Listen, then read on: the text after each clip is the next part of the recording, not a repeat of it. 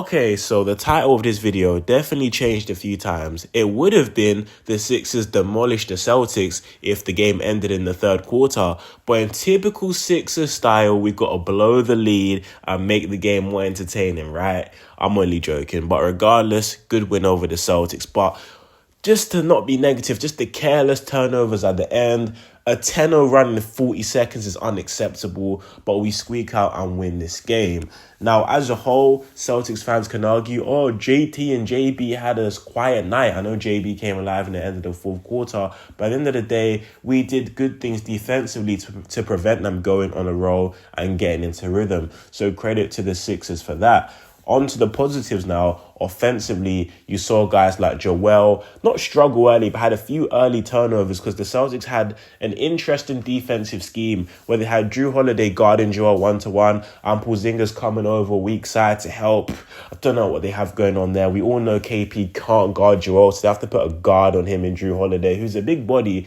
But realistically speaking, every time he drop step Drew, I don't know who you think KP is, but Joel's dunking on his head top every time, the way he did a couple of times. But we all know that Joel's always had KP's number. Although Porzingis had a big offensive night, they're just not the same when it comes to that interior presence, having Robert Williams sometimes covering Joel as well. It's just not the same, but that's not really why I'm talking about in this video.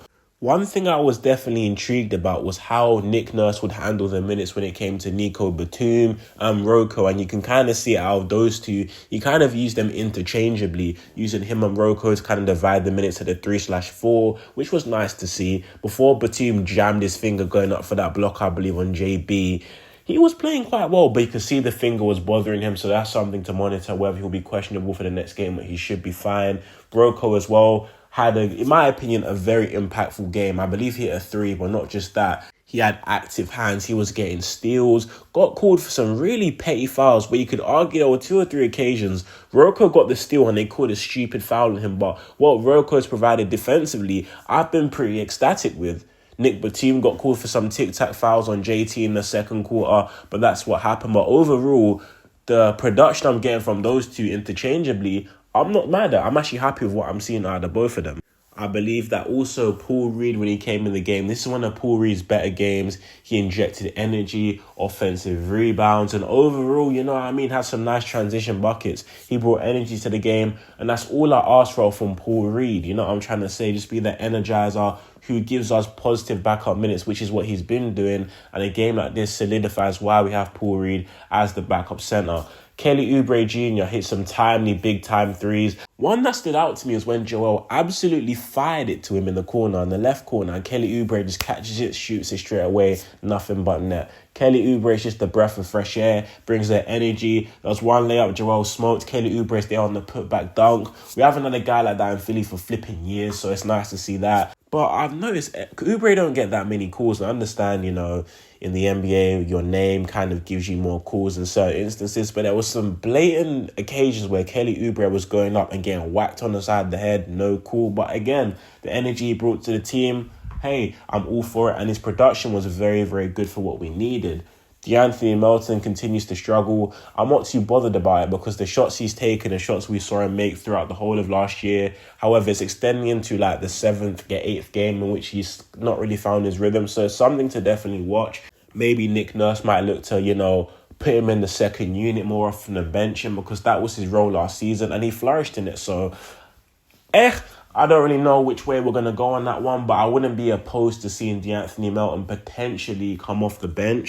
But again, only time will tell on that one. But as a whole, I think what stands out to me about this game, this wasn't the prettiest of games of all time. This wasn't a game where everybody was hitting their shots. Tyrese had a pretty rough shooting night from the field. Even though he still was very impactful and had a very good game, there was, you know, times where I could argue he was forcing up shots. But again, with Tyrese, I want him to take those shots because we know he's capable of making them.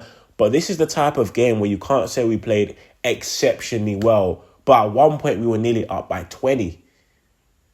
Even though it ended in a 3-point game, it just shows that when you buy in defensively, it gives you leeway when your shots aren't necessarily falling on the offensive side of the floor.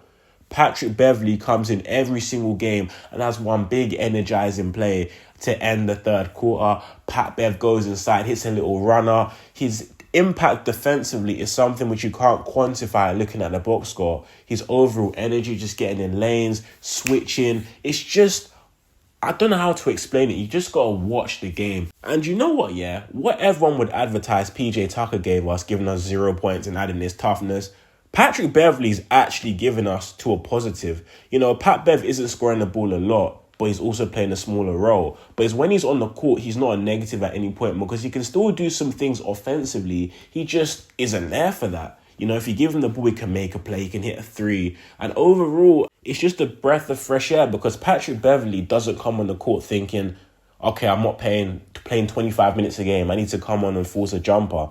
Nah, he's coming on, knows his roles to play defense, be that secondary ball handler that calms down the play when the ball's in his hands, and overall just knows the pattern. He's not coming on trying to force up shots, and it's nice to see. You can see that Nick Nurse went early with Furkan in this game because Korkmaz did earn his minutes in the previous games, but I'm sorry, I hate to be negative, but we all know, we all love Cork, all right? But we know there's just certain games you can't play Korkmaz. And Nick Nurse, unlike Doc, made that adjustment. You saw he went with Korkmaz early, had those two awful takes at him and said, you know what, Cork, get out of here. And you didn't see him for the rest of the game. But those are the type of on-the-fly adjustments I like to see. Give a player his opportunity because he's earned it. But in the game, if he's not really what you need and is kind of killing you, then get him back on that bench real quick. And I'm happy Nick Nurse kind of made that read and adjustment because, yeah, Korkmaz was not good in the minutes he was on the floor. But we all know what the big fella's going to give you. You just know what Joel's going to do. You can double him, you can triple him. But this year, you've got a supporting cast around him who can actually cut and hit the three. You know, you have a bunch of guys who can just move off the ball. So you can double Joel all you want, but he's still going to get his and others are still going to feast. But I feel like the moral of the story today and the difference from this season to last season is that when we played the Celtics, Jason Tatum and Jaylen Brown were frying us game in, game out. And Malcolm Brogdon, when he was there, will come off the bench and give us 25. If I was to tell you Jaylen Brown was 4 of 13, and really, apart from that fourth quarter, was more like 1 of 10. If I was to tell you that Jason Tatum was 6 of 14, you would take that all day long. Paul Porzingis got his. Drew Holiday, 4 of 9, didn't take that many shots. That's just a product of the defense we're playing this season. We're not letting guys get comfortable, get into a rhythm. So when these guys are taking these shots, they're not really in their grooves. So they're just not able to get to their spots the same way. Joe Mazzulla might try find a way to force feed Porzingis because he has the hot hand. If you look at Jaylen Brown, Jason Tatum and Porzingis, if you could choose one to kind of kill, you'd probably choose KP. But as a whole, I feel like this team is giving me more reason to be excited because the Celtics are a serious contender, a team who have always had our number for the past how many years. They come to the Wells Fargo Center. I can't say that we had the best game of all time, but what do? We shut down their stars and we win the game based on grit and defense.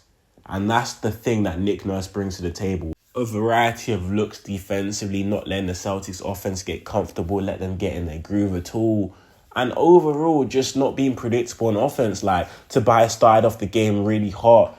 Didn't really score much in the third quarter. I believe in the third quarter only, was it Joel or maybe Pat Bev scored in the entire third quarter. Tobias then comes alive towards the fourth quarter. Same as Tyrese comes alive towards the fourth quarter. So it's like you have guys who are getting theirs in spurts. No one's being force-fed. And as a whole, you can't really predict who's going to do what. Again, Kelly Oubre getting a lot of his buckets off the catch, off second chance points. That's always been a problem with this team, offensive rebounding and second chance points. We out-rebounding the Celtics 9-12 in the offensive glass and out-rebounding them by 13. I believe we had, let me not get this wrong, 56 total rebounds compared to their 43. So it's the little things we're doing that are making a big difference. And that's one thing which I've always emphasized throughout the years.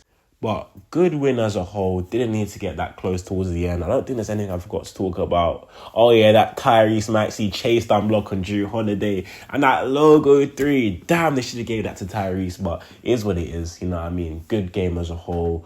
just need to cut out the sloppy turnovers towards the end of the game and letting, teams get back into it, because regardless of the coach, it's been a problem for years now. That just needs to stop, because what a shame it would have been to have basically shut the Celtics down and lose in such a stupid fashion. So that needs to get shut out. But other than that, for a team that was cooked, that needs to trade Embiid because we lost the trade, according to the national media and other casual fans, we're doing quite well. We should be 7-0 if the refs weren't absolutely sucking off the Milwaukee Bucks. But as a whole, we're 6-1, on the rhythm, beat a great team, and on to the next one. But as a whole, thank you guys for watching this video today. I appreciate you guys for sticking around. I believe we've got a game against the Pistons, and it's that stupid in-season tournament with them awful courts. So guess I'll see you guys on Friday. But good win today. Go get some sleep now. Thank you guys so much for listening. Stay blessed, my people, and I'm out. Peace.